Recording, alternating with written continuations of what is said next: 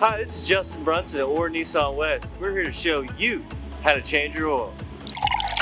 The things you're gonna need are 4.8 quarts of 020 oil, a funnel, a wrench with a 14mm socket, oil filter wrench, a oil filter.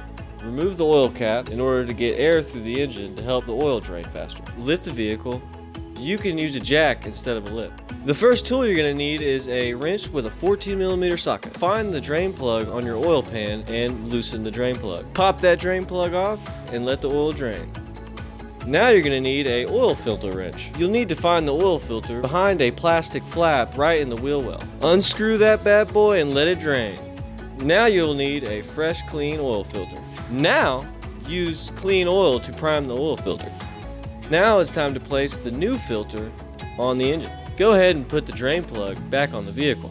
Now tighten it up. Clean the excess oil off the oil pan. Lower your vehicle back down. Now it's time to pull out that funnel. Pop that bad boy on your motor. Take your brand new motor oil and begin to pour. Pour it till she's gone. Put the oil cap back on and close her up. Good as new. Thank y'all for watching. I hope you learned a little something today, and if you still feel like you need a little extra help changing your oil, come down here at 8800 Northwest Expressway here at Nissan West. We're more than happy to change your oil.